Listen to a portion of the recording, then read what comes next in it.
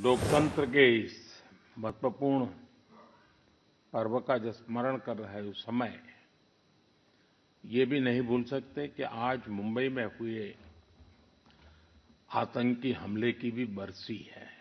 इस हमले में जिन व्यक्तियों का निधन हुआ उन्हें मैं अपनी श्रद्धांजलि देता हूं। मैं देश का ये संकल्प भी दोहराता हूं कि भारत की सुरक्षा को चुनौती देने वाले हर आतंकी संगठन को मुंह तोड़ जवाब दिया जाएगा।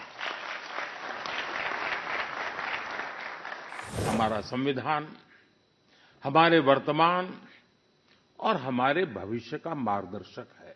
संविधान से मिली इस शक्ति की वजह से ही आज जम्मू कश्मीर में भी बाबा साहब का संविधान पूरी तरह लागू हुआ है।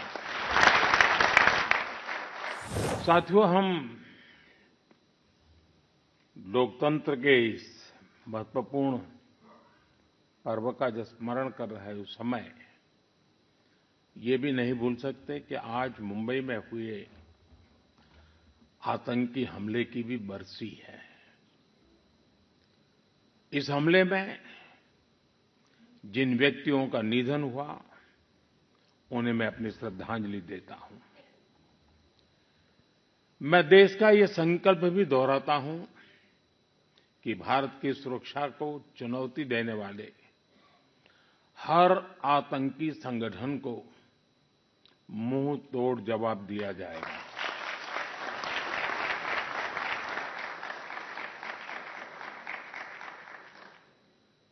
साथियों, संविधान सभा की लंबी बहस के दौरान भारत के गणतांत्रिक भविष्य पर गंभीर चर्चाएं हुई थी। आप सभी उस डिबेट से भलीभांति परिचित हैं और तब बाबा साहब आम्बेडकर ने कहा था, constitution is not a mere lawyer's document. Its a spirit is always the spirit of age. जिस स्पिरिट की बात बाबा साहब कहते थे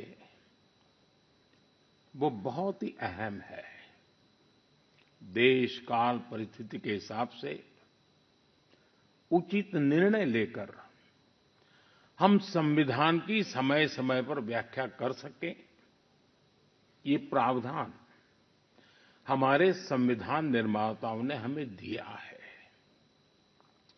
हमारे संविधान निर्माता ये जानते थे कि भारत की आकांक्षाएं, भारत के सपने समय के साथ नई ऊंचाई पर पहुंचेंगे। वो जानते थे कि आजाद भारत की और भारत के नागरिकों की जरूरतें बदलेगी, चुनौतियां बदलेगी।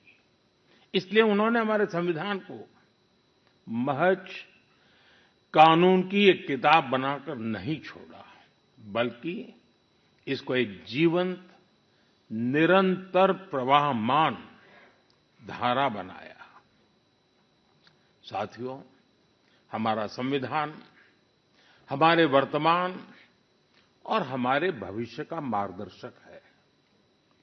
बीते 75 वर्षों में देश के सामने जो भी चुनौतियां आई हैं, हमारे संविधान ने हर उस चुनौती का समाधान करने के लिए उचित मार्ग दिखाया है।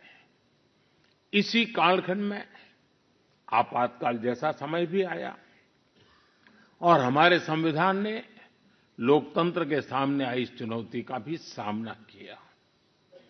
हमारा संविधान देश की हर जरूरत, हर अपेक्षा पर खरा उतरा है।